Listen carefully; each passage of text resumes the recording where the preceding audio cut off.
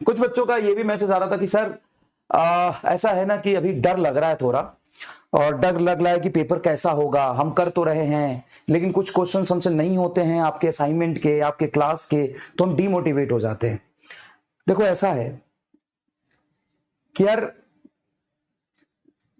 बहुत बेसिक से पढ़ो, कंसेप्ट को अच्छे से समझो। जो पीवाईक्यू है वो सिर्फ 2016 और 25 के नहीं, सारे ईयर के आपको करने हैं, सारे ईयर के करने, 2025 भी करने, 16 भी करने, 21 भी करने, 22 भी करने, 24 भी करने। अपने आप को इस तरीके से पढ़ो कि मेहनत करना है,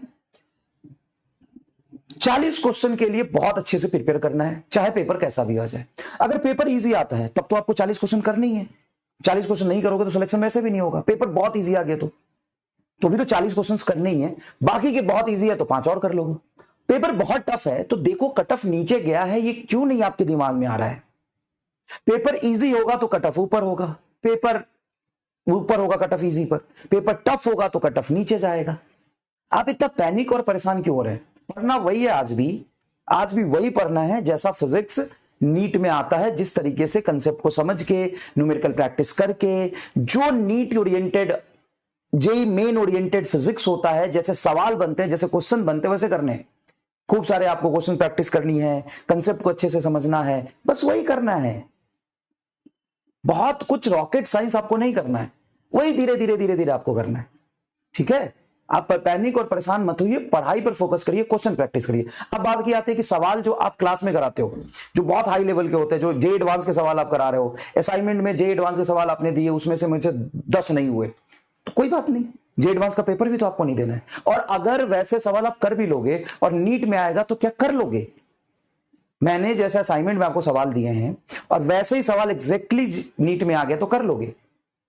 सर नहीं, 1 मिनट में तो नहीं होगा गुरुजी। ईमानदारी से सोचो, आपका अल्टीमेट गोल क्या है? सर नीट में सिलेक्शन लेना। कैसे होगा? कंसेप्ट को अच्छे से सीख के, रिलेवेंट क्वेश्चंस की प्रैक्टिस खूब करके। पेपर कैसा भी हो जाए 40 क्वेश्चन हमारे होने ही चाहिए, और हमें हर तरीके के क्वेश्चंस के लिए प्रिपेयर्ड होना चाहिए, ताकि हम वहां पे बैठ के डिसाइड कर सके कौन सा करना है, कौन सा छोड़ना है। कई बार ऐसा होगा कि जो टफ क्वेश्चन आपने घर पे किए वही वहां पे आ जाए, तो अचानक से आपके दिमाग में क्लिक करेगा, क्या पता आप 1 मिनट में कर भी लो। इसीलिए, और नहीं तो उसको छोड़ने हैं। क्या जैसे मैंने असाइनमेंट दिए वैसे ही सवाल 40 आएंगे क्या? नहीं, तो इस बात को समझिए अच्छे से, ठीक है। समझ गए अच्छे से? पैनिक और परेशान नहीं होना, ठीक है। यही स्ट्रेटजी अपनी पढ़ने की रहेगी, एकदम बेसिक से चलेंगे, हर चीज, हर कंसेप्ट, हर फॉर्मूले को भी समझेंगे, फिजिकली भी समझेंगे, ग्राफिकली भी समझेंगे, उस पर सवाल भी करेंगे, नीट के पीवाईक्यू भी पूरा करेंगे, रिलेवेंसी जो नीट के 40 क्वेश्चन क्यों उसको समझेंगे, और जे एडवांस के भी सवाल करेंगे, ताकि हमारा एक्सपोजर मिल जाए, ठीक है।